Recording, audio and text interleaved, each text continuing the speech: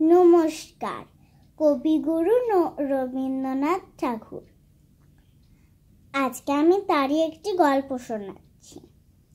এসো এসো গৌর এসো, ওরে কৌলু দৌড়ে যা, চৌকি আন। গৌর, হাতে ওই কৌটো কেন? ওই কৌটো ভরে মৌরি রাখি, মৌরি খেলে ভালো থাকি। তুমি কি করে এলে গৌর? নৌকো করে। কোথা থেকে এলে? গৌরীপুর থেকে। পৌষ মাসে যেতে হবে গৌহাটি। গৌর, জানো ওটা কি পাখি? ও তো বউ কথা কও। না, ওটা নয়। ওই যে জলে, যেখানে জেলে মৌরলা মাছ ধরে, ওটা তো পানকৌড়ি। চলো এবার খেতে চলো। সৌরি দিদি ভাত নিয়ে বসে আছে।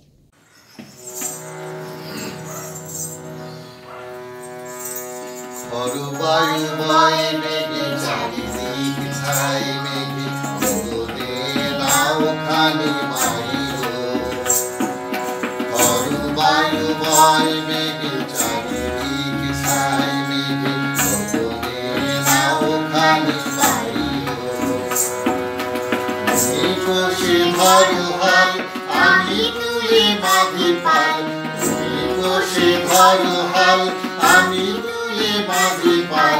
হাই বারো বারো টাল, হাইও হাইও হাইও। বায়ু বাই মেঘে চারিদিক ছাই মেঘে, ওরে নাও খানি বাইও।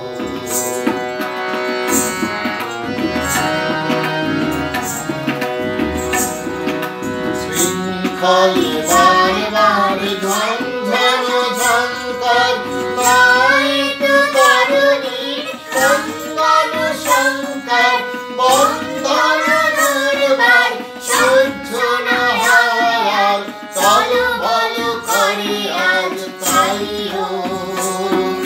হাই বারো বারো টান, হাইও হাইও হাইও।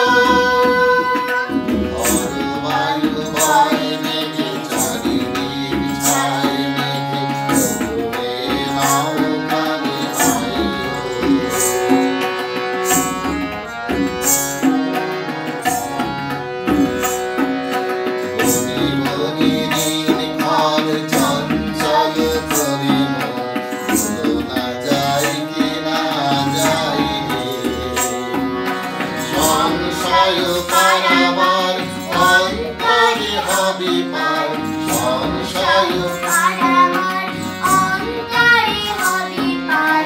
দূর দিকে তাকায়ো না বাইরে, যদি বাজে মহাকাল উদ্দাম জটা জল।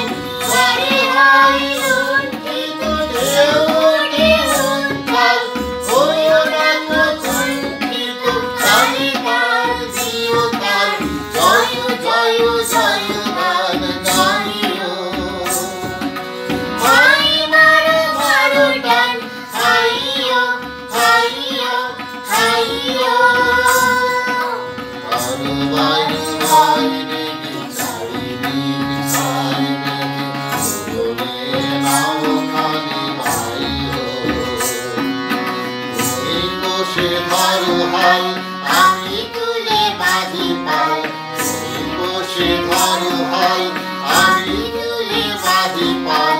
হাই বারো বারো টান, হাইও হাইও হাইও। বায়ু বাই মেঘে চারিদিক ছাই মেঘে, ওরে নাও খানি বাইও। রবীন্দ্রনাথ ঠাকুরের সবুজের অভিযান।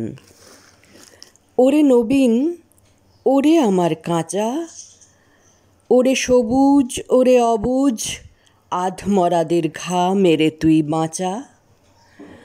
রক্ত আলোর মদে মাতাল ভরে, আজকে যে যা বলে বলুক তোরে। সকল তর্ক হেলায় তুচ্ছ করে, পুচ্ছটি তোর উচ্চে তুলে নাচা। আয় দুরন্ত আয় রে আমার কাঁচা। খাঁচাখানা দুলছে মৃদু হাওয়ায়, আর তো কিছুই নড়ে না রে ওদের ঘরে, ওদের ঘরের দাওয়ায়। ওই যে প্রবীণ, ওই যে পরম পাকা, চক্ষুকর্ণ দুইটি ডানায় ঢাকা, ঝিমায় যেন চিত্রপটে আঁকা অন্ধকারে বন্ধ করা খাঁচায়।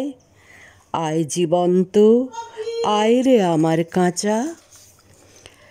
বাহির পানে তাকায় না যে কেউ, দেখে না যে বান ডেকেছে, জোয়ার জলে উঠছে প্রবল ঢেউ।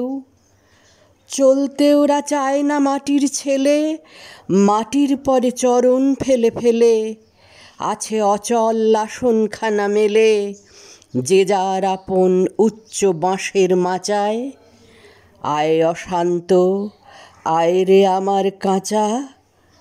তোরে হেথায় করবে সবাই মানা, হঠাৎ আলো দেখবে যখন ভাববে একে বিষম কাণ্ডখানা। সংঘাতে তোর উঠবে ওরা রেগে, শয়ন ছেড়ে আসবে ছুটে বেগে, সেই সুযোগে ঘুমের থেকে জেগে লাগবে লড়াই মিথ্যা এবং সাঁচায়। আয় প্রচণ্ড, আয় রে আমার কাঁচা। শিকল দেবীর ওই যে পূজা বেদি, চিরকাল কি রইবে খাড়া। পাগলামি তুই আয় রে দুয়ার ভেদি, ঝড়ের মাতন বিজয় কেতন নেড়ে, অট্টহাস্যে আকাশখানা ফেরে, ভোলানাথের ঝোলা ঝুলি ঝেড়ে, ভুলগুলো সব আনরে বাছা বাছা। আয় প্রমত্ত, আয় রে আমার কাঁচা। আনরে টেনে বাঁধা পথের শেষে, বিবাগীকর অবাধ পানে, পথ কেটে যাই অজানাদের দেশে। আপদ আছে জানি, আঘাত আছে, তাই জেনে তো বক্ষে পরাণ নাচে। ঘুচিয়ে দে ভাই পুঁথি পোড়োর কাছে, পথে চলার বিধি বিধান যাচা। আয় প্রমুক্ত, আয় রে আমার কাঁচা। চিরযুবা তুই যে চিরজীবী, জীর্ণ জরা ছড়িয়ে দিয়ে প্রাণ নফুরান ছড়িয়ে দেদার দিবি। সবুজ নেশায় ভোর করেছিস ধরা, ঝড়ের মেঘে তোড়ি তড়িৎ ভরা, বসন্তেরে পরা শাকুল করা, আপন গলার বকুল মাল্য গাছা। আয় রে অমর, আয় রে আমার কাঁচা। নমস্কার। कोरोना संकट के बीच रहना है खुश, छोटी छोटी बातों में यूं तलाश है जीवन का आनंद। कोरोना वायरस की महामारी ने पूरी दुनिया को अवसाद में डाल दिया है। लोगों की मौत की खबरें, लॉकडाउन, तेजी से फैलता संक्रमण, मास्क पहनने लोगों की तस्वीरें, सब मिलाकर एक भयावह मंजर पेश कर रहे हैं। ये महामारी लोगों के मानसिक स्वास्थ्य को बनाए रखने के लिए एक बड़ी चुनौती बनकर आ गई है।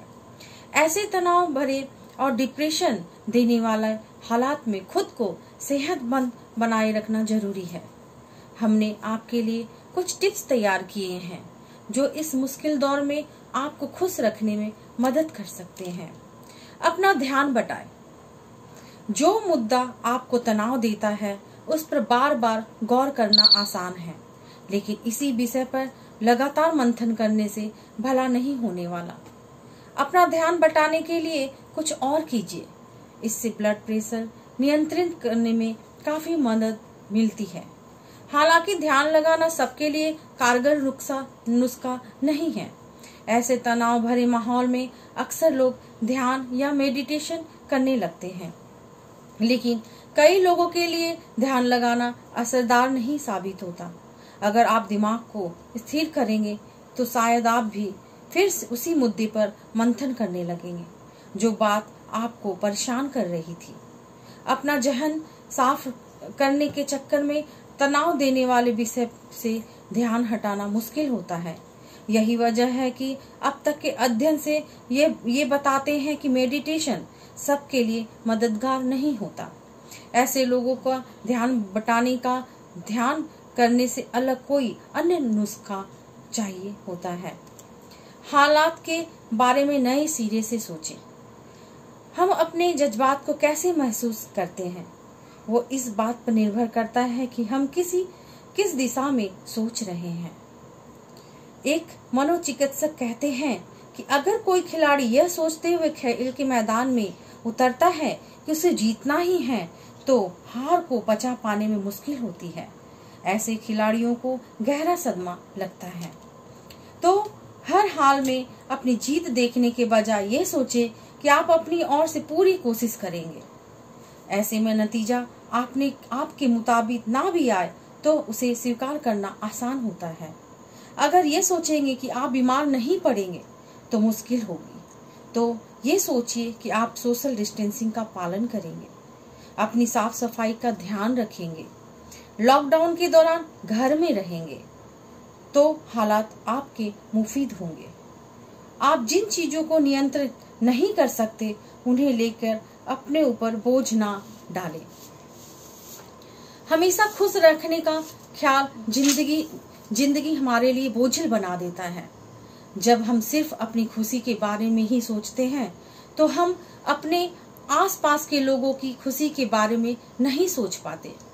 वह इस वजह से आप दूसरों से कट सकते हैं।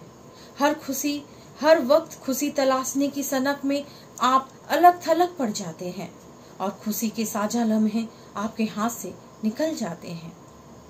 छोटी छोटी बातों को तवज्जो दे।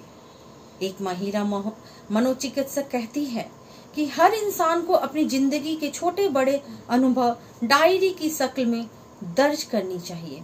वो सुझाव देती है, इन 6 सवालों को जवाब खोजते हुए हर इंसान अपनी खुशी तलाश सकता है। किन छोटी छोटी बातों से आपको आनंद मिला? आपको अपने काम के लिए कैसी तारीफ या प्रतिक्रिया मिली? अच्छी किस्मत के कौन से लम्हे आपके जीवन में आए? आपकी छोटी बड़ी उपलब्धियां क्या करी? किन बातों ने आपको शुक्रगुजार बनाया? आपने अपनी नेकी को कैसे जाहिर किया? इस तरह के सवालों के जवाब रोज डायरी में दर्ज करने को दो फायदा होते हैं। जब हम इन्हें लिखते हैं तो हमें खुशी देने वाली छोटी छोटी बातें याद आती हैं। इससे हमारे पास उन छोटी से छोटी बातों का भी रिकॉर्ड तैयार होता है जिनमें हमें खुशियां हासिल हुई। हम इन्हें बाद में भी याद करके खुश हो सकते हैं। साफ सफाई भी एक विकल्प। सोशल मीडिया का संतुलित इस्तेमाल करें। जिंदगी की हाफाधापी में हम अक्सर अपने घर की साफ सफाई नहीं कर पाते हैं। पूरा घर बिखरा पड़ा रहता है। खाली वक्त में घर को संवारा जा सकता है। अगर आप घर से काम कर रहे हैं तो आप पहले अपने बेडरूम या लिविंग रूम के उन कोनों में भी झांक सकते हैं जहां आमतौर पर आपकी नजर नहीं जाती। फ्रिज या किचन साफ कर सकते हैं। किचन की अनदेखी से अक्सर हमारा हाथ ऐसी चीजों की तरफ बढ़ता है जिनसे सेहत को भला नहीं होता, जैसे कि जंक फूड। अगर किचन और घर को आप नए सिरे से संवारेंगे तो बहुत सी बेकार हुई चीजों से भी निजात मिलेगी और घर भी निखरेगा। इन दिनों सोशल मीडिया में आपको बुरी खबरों की बाढ़ ही दिखेगी, लेकिन कई लोगों के लिए सोशल मीडिया से लगातार जुड़े रहना जरूरी होता है। कुछ के लिए ये पैसे की मजबूरी है, तो कई लोग सोशल मीडिया के माध्यम से अपने दोस्तों से जुड़े रहते हैं। इस मुश्किल का हल ये हो सकता है कि बेडरूम में फोन की एंट्री बंद कर दे या मोबाइल से कब दूर रहना है या तय करे कि उसकी सख्ती से पालन करें। धन्यवाद। आपकी अपनी ललिता कुमारी। नमस्कार, আমি কৌশিক বাসু কলকাতার নবাঙ্কুর নাট্যমে। বর্তমানে আপনারা সবাই জানেন সারা পৃথিবী কোভিড-19 বা করোনা ভাইরাস দ্বারা আক্রান্ত। এই করোনা ভাইরাসের জন্য আমরা সকলেই বহুদিন ধরে গৃহবন্দী হয়ে বসে আছি। এরই মধ্যে আমাদের রাজ্যের প্রথম সারি এক দৈনিক পত্রিকা নাটকের সঙ্গে যুক্ত মানুষদের বর্তমান অবস্থার কথা তুলে ধরেছে। সেই নিয়ে ভাবনা মুখে 684 নম্বর এপিসোডে নরেশ জৈন তার থিয়েটার নিয়ে চিন্তা ভাবনার কথা সকলের সামনে তুলে ধরেছে। সেকেন্ড হচ্ছে, আপনি যারা স্ক্রিনে ইশাদুলদার একটা স্ক্রিনশট দেখলেন, তার সঙ্গে নাটকের লোকেরা সবজি বেচছে, এবং তারপরে আমি দেখালাম যে নাটকের লোকেদের বক্তব্য কি, মন্তব্য কি। এটা খুবই দুঃখজনক ঘটনা যে এখনো আমরা এই করোনা পিরিয়ড, যেটাকে থার্ড ওয়ার্ল্ড ওয়ার কেন বলা হচ্ছে না জানি না, আমার কাছে এটা থার্ড ওয়ার্ল্ড ওয়ার। তার কারণ হচ্ছে ওয়ারে তো মানুষই মারা যায়, তো মানুষই মারা যাচ্ছে। প্রবলেম হচ্ছে গুলি চলছে না। ফার্স্ট ওয়ার্ল্ড ওয়ারে যেমন দেখলেন, সেকেন্ড ওয়ার্ল্ড ওয়ারে যেমন দেখলেন, একটা অ্যাটম বম পড়লো, সব কিছু বিনাশ হয়ে গেল, জাপান আবার ফিরে এলো। এই ফিরে আসাটাই হচ্ছে এই যুদ্ধের মেন উদ্দেশ্য।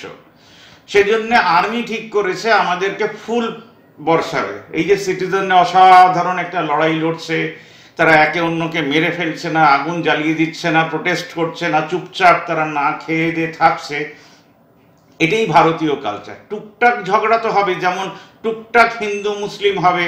বড় বড় চ্যানেল ভালো ভালো কথা না বলে আমাদের দেশের সবচেয়ে বিদ্যমান ব্যক্তিরা এখন সবচেয়ে বাজে বাজে কথা বলার চেষ্টা করছেন। এইগুলোকে একটা সাইডে রেখে দিন, এরা মাত্র 2%। আমাদের নাটকেও যেটা বলেছি 98% লোক যদি ভালো কাজ করতো।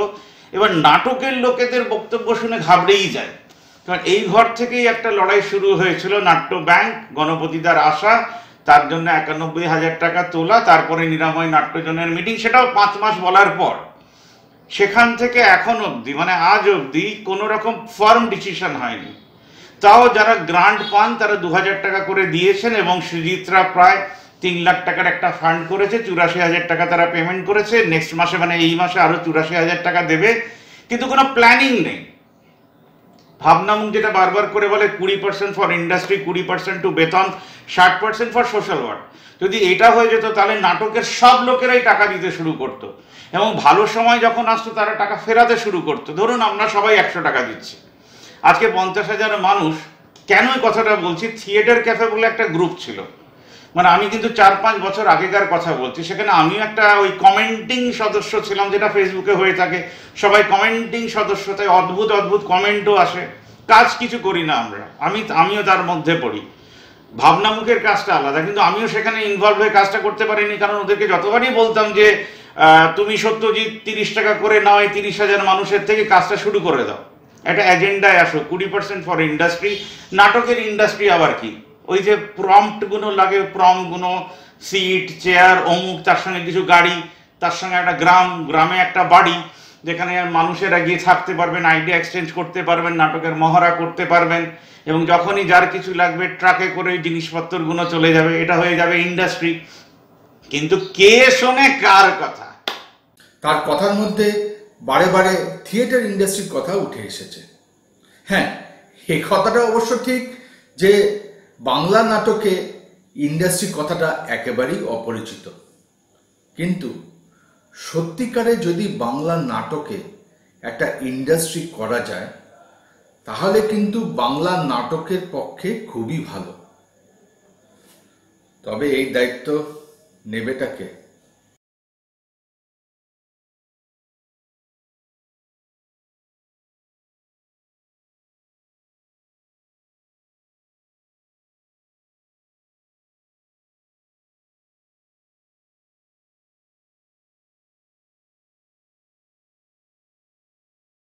নমস্কার। কবিপক্ষে ভাবনামুখের ভাবনা থেকে রবি ঠাকুরের প্রতি আমাদের শ্রদ্ধার্ঘ। গৌর চক্রবর্তীর গান ও সহজপাঠের পাঠককে দিয়ে কবিপক্ষে বিশ্বকবিকে সশ্রদ্ধ প্রণাম। নকশি কাঁথার মতো তিনি আমাদের শয়নে স্বপনে জাগরণে মিশে আছেন। তোমার আসন হতে যেতায় তাদের দিলে ঠেলে, সেতায় শক্তিকে তব নির্বাসন দিলে অবহেলে। তিনি দেখেছেন পদ্মা, রাশিয়া, মহামারী, তাই তো বলতে পেরেছেন, পশ্চাতে রেখেছে যারে সে তোমারে পশ্চাতে টানিছে। সত্যি আজ আমরা বড় অসহায়, করোনায় আক্রান্ত, ঘরে ঘরে বসে আছি দিনরাত। চারিদিকে মহামারীর ত্রাস। জানি না আরও কতদিন মাস্ক, গ্লাভস আর সাবান বই নিয়ে বেড়াতে হবে। বসতে হবে এইভাবে দূরত্ব বজায় রেখে। সুখের স্রোতে করোনার গ্রাস। রবীন্দ্রনাথ সেই কবেই লিখেছেন, শিশু সন্তান প্রতি মুহূর্তে জীর্ণ হইয়া মরিতেছে, তোমার উদ্বৃত্ত কিছু অংশ তাহাকে দাও। আরও বলেছেন, মানুষের উপর বিশ্বাস হারানো পাপ। আমরাও সেই কথা বিশ্বাস করি। একদিন তার চিন্তার আলো আগামী প্রজন্মের মুখে ঘুরে দাঁড়াবে। প্রণাম কবি। আমার কবিতা দিয়ে এবার আমার শ্রদ্ধা জানাবো। প্রথম কবিতা, পটভূমি। টুকরো অন্ধকার ঘিরে জাগছি, ডুবছি, ছেঁড়া ছেঁড়া মৃত্যু, তৃতীয় বিশ্বযুদ্ধ। একলা মুহূর্তে অনেক বুদবুদ উঠছে নামছে, একা থাকার অভিমান নিরন্তর ভূমিকা পাল্টায়। সংস্কৃত জানি না, হিন্দিও বুঝি না, ধুলো কাদা মাখা বাংলায় দেখি ঋজুতার ছোঁয়া, বাক্যের গঠন জনগণমন, একতার সুরে গভীর অর্থ, সময় চিনিয়ে শেখায় শুদ্ধ উচ্চারণ। পটভূমি নতুন আলোয় চেনা শব্দ গড়ে দেয় কবিতার প্রাণ। এ জড় জগতে কেউ কেউ হতে চায় রাজাধিরাজ। তোমার উপরে আছে প্রচণ্ড ঘৃণা, মাঝে মাঝে বিস্ফোরণা, ছাড়কার করতে চায় তোমার সৃষ্টি। তখনই নিঃশব্দে তুলে নিই আমার কলম। রবি ঠাকুর, একটা গল্প তোমাকে বলা হয়নি। শব্দের কালো ঠোঁট ঘেও পোকাদের চুষে চুষে খায়। নোবেলটা চুরি, প্রমাণ লোপাট, ফুঁ দিয়ে নেভাতে চায় রবির আগুন। দুটো হস্তাক্ষরে কেরামতি বোকারাও বোঝে। এখনো তোমার বৃত্তে গীতাঞ্জলি, রাশিয়ার চিঠি টানা যায় পড়ে। শিশুদের কোলাহল সহজ পাঠ জুড়ে, অন্ধ কানাইয়ের গানে আগমনী বাজে। আলোর গন্ধ লেগে বিশ্বের গায়ে, নৈতিকতা উঁকি মারে মানবতা বোধে। ওরা কাজ করে শহরে বন্দরে। এখনো জেগে আদিম বর্বরতা। প্রতিদিন প্রেতনিত্য মদের ফেনায়, নির্যাতিতা নারীর গায়ে চাবুকের দাগ। ভেঙে দেয় একতা নিষ্ঠুর হাসি। কৃপা নয়, দয়া নয়, একতার গান লিখে চলে কলম। ঘুরে দাঁড়াতেই হবে, বসে থাকার সময় নেই আর। কেড়ে খাওয়া দাপাদাপি, আছড়ানো শব্দ, ঝলসানো শিমুল পলাশ। মৃত্যুর সঙ্গে লড়াই করছে যারা, এসো ঘাড় ফিরিয়ে একবার দেখি। তালিবানি অনিন্দে ভ্রমণে হাওয়াই জাহাজ, যাপনে জাত ধর্ম, অর্থের আস্ফালন কিনছে সময়। গোবলয় নির্বিকার। সূর্য দুবেলা রেখে যায় ঢেউয়ের আগুন, ডেকে যায় রোদের গন্ধ। পথের দাবি নিয়ে নামিয়ে এসো পথে। যারা ফিরে গেছে তাদের ফেরাবো বলে ঘুরে দাঁড়াতেই হবে।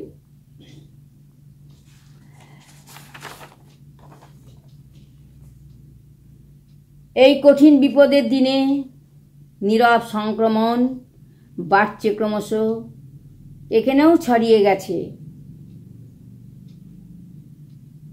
অর্থনীতির অবস্থা বেহাল।